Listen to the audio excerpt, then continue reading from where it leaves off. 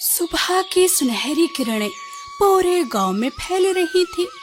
कहीं बैलों की घंटियां बज रही थी तो कहीं किसान कंधों पर हल रखे खेतों की ओर बढ़ रहे थे।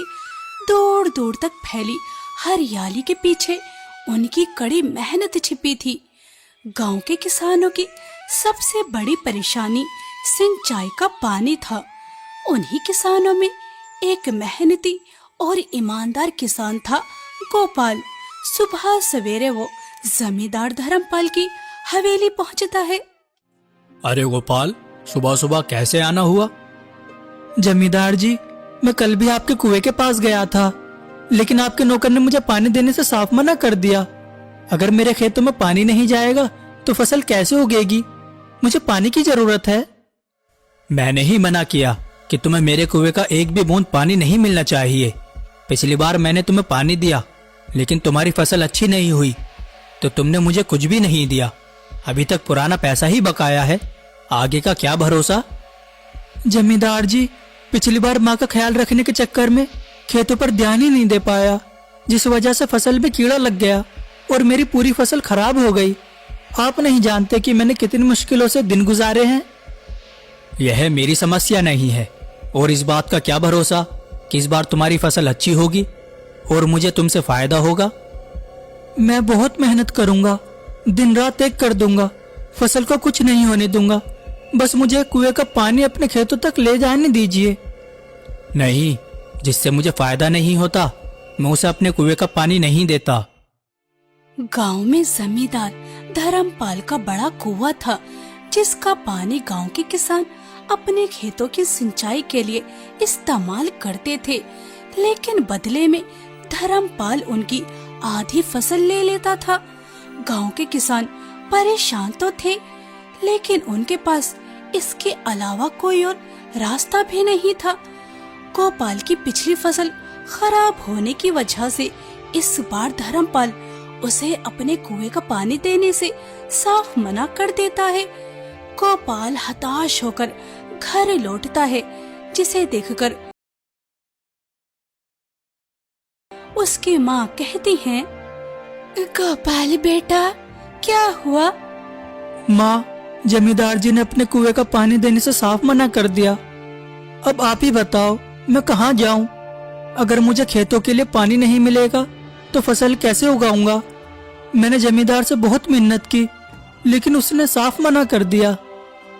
हाँ बेटा, समय समय की बात है। कुआं तो हमारे खेत में भी है लेकिन देखो कैसे सूखा पड़ा है, उसमें एक बूंद पानी नहीं।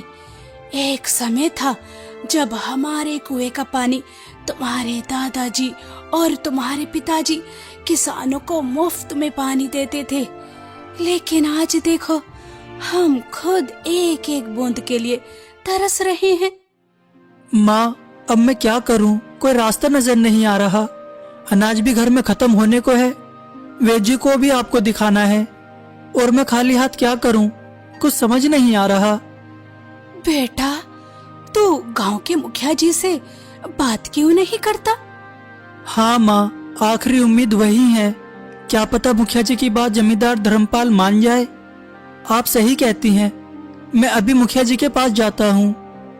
गोपाल मुखिया जी के पास जाने का फैसला करता है और कुछ देर बाद वो मुखिया जी के पास जाकर उन्हें अपनी सारी परेशानी बताता है। तब मुखिया जी गोपाल से कहते हैं, गोपाल, परेशान मत हो, मैं धर्मपाल से बात करूंगा। मुखिया जी, आपका बहुत बहुत धन्यवाद। अगले ही दिन गांव के मुखिया गोपाल को साथ लेकर धर्मपाल की हवेली पहुँचे। धर्मपाल, मैं चाहता हूँ कि तुम गोपाल को अपने कुएं का पानी दे दो। उसकी पिछली फसल उसकी लापरवाही से नहीं बल्कि मजबूरी की वजह से खराब हुई थी। धर्मपाल कुछ देर तक सोचता रहा, वो मुखिया की बात टाल भी नहीं सकता था। ठीक है मुखिया जी, आपकी इज्जत की खातिर मैं गोपाल के खेतों तक पानी जाने दूंगा। धन्यवाद जमींदार जी, मैं आपको शिकायत का मौका नहीं दूंगा।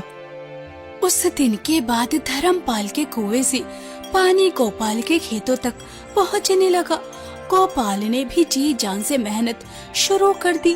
वो सूरज निकलने से पहले खेत पहुंच जाता और देर रात तक वही काम करता। गोपाल की मेहनत रंग लाने लगी। कुछ ही महीनों में उसका खेत पूरे गांव में सबसे अलग दिखाई देने लगा। जहां दूसरे खेतों में सामान्य फसल थी, वहीं गोपाल के खेतों में गेहूं की सुनहरी बालियां हवा के साथ लहराने लगी। गांव के किसान जब भी वहां से गुजरते, उसकी मेहनत की तारीफ किए बिना नहीं रहते। देखो भाई, मेहनत हो तो गोपाल जैसी, उसकी फसल कितनी अच्छी हुई है। सच कहा, लगता है इस बार सबसे बढ़िया फसल उसी की होगी। सभी किसान गोपाल की मेहनत की तारीफ कर रहे थे। गोपाल भी बहुत खुश था। गोपाल की खुशी देखकर उसकी माँ कहती हैं, बेटा, इस बार तो तुम्हारी फसल बहुत अच्छी हुई है। ये सब तुम्हारी मेहनत का परिणाम है जो तुम्हें मिला है। हाँ माँ, बस ऊपर वाले की कृपा है कि मेरी मेहनत रंग लाई और फसल अच्छी हुई। गोपाल और उसकी माँ अच्छी फसल होने की वजह से बहुत खुश थे।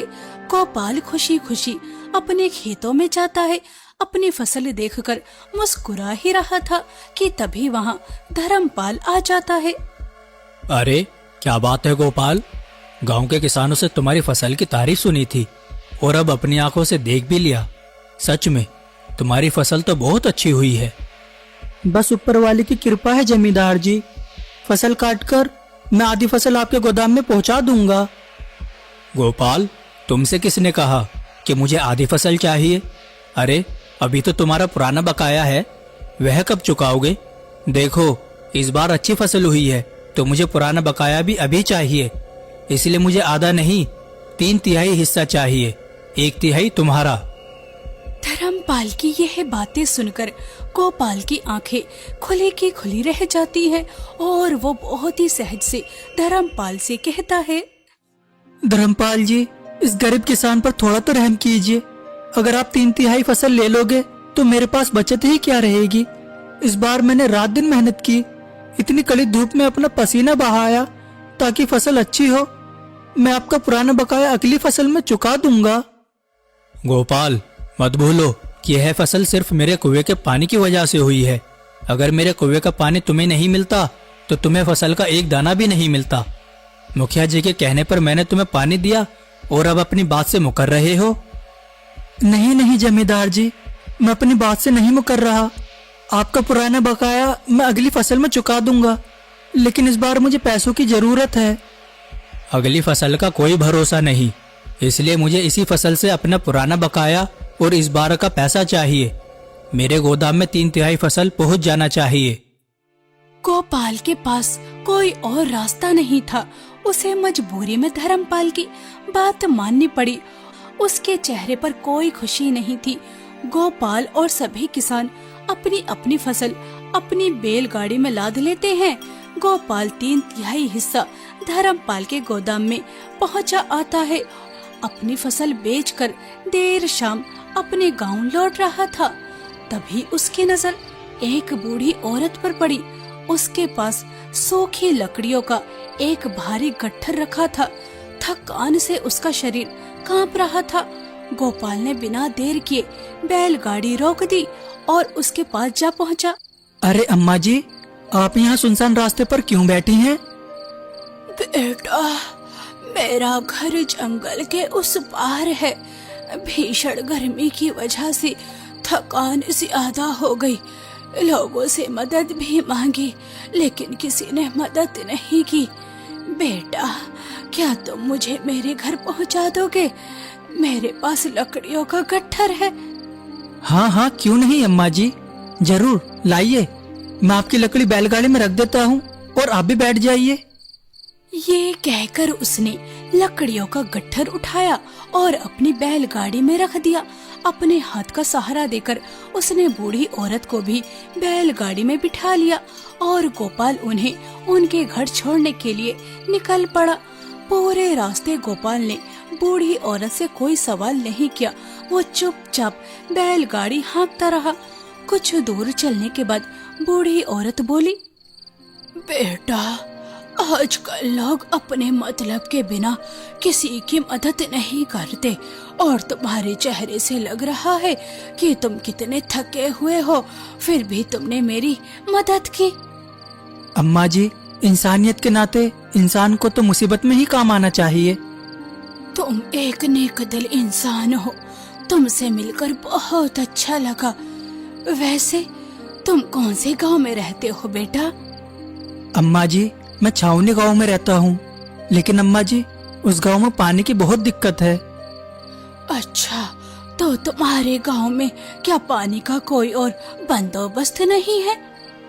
नहीं अम्मा जी, पूरे गांव में सिर्फ 2 ही कुएं हैं, एक जमींदार धर्मपाल का और दूसरा मेरे दादा का, लेकिन वह पूरी तरह से सूख चुका है, उसमें एक बूंद भी पानी नहीं है।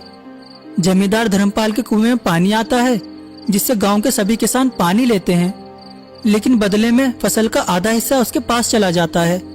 बेचारे किसानों के पास कुछ नहीं बचता। हम सभी किसान बहुत परेशान हैं।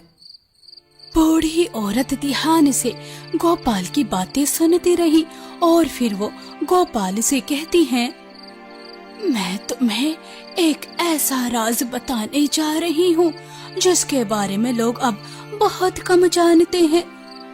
गोपाल उत्सुक होकर उनकी ओर देखने लगा। कैसा राज अम्मा जी? बहुत साल पहले इस जंगल के भीतर एक जादुई कुआं था।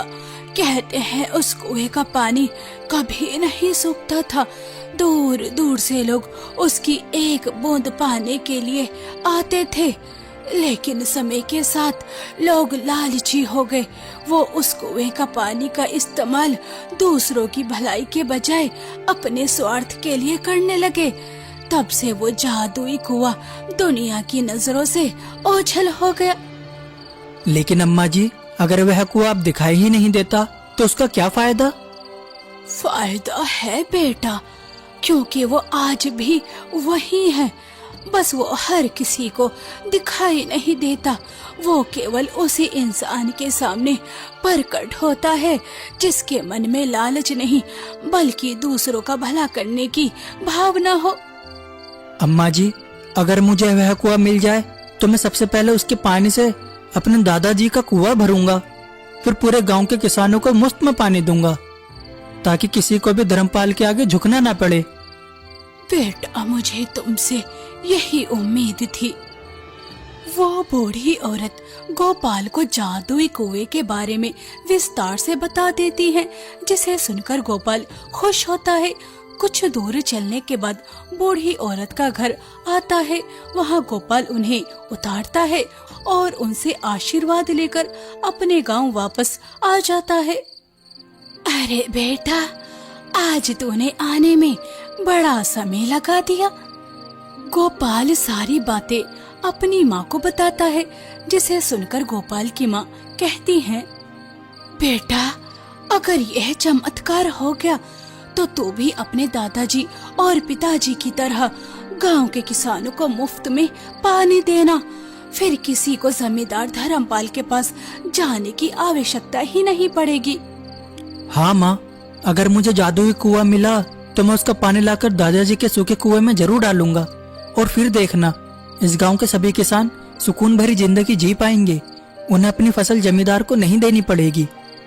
और पूरी रात वो जादुई कुएं के बारे में सोचता रहता है। सुबह सवेरे वो बूढ़ी औरत की बताई हुई जगह पर पहुंच जाता है। वहाँ गोपाल को एक बरगद का पेड़ नजर आता है। यही इस जंगल का सबसे बड़ा बरगद का पेड़ है। क्या यही जादुई कुआं है? अगर सच में यही जादुई कुआं है तो मैं इसका पानी का उपयोग कभी अपने स्वार्थ के लिए नहीं करूंगा।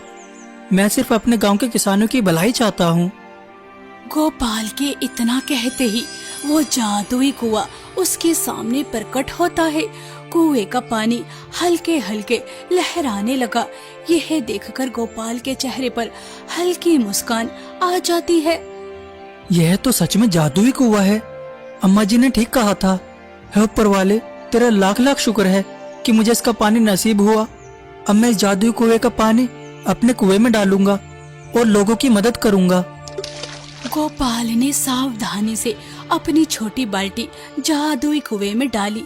जैसे ही उसने पानी बाहर निकाला, वो अपने गांव की ओर चल पड़ा। घर पहुंचते ही उसकी माँ हैरानी से कहती हैं, अरे बेटा, ये पानी कहाँ से लाया?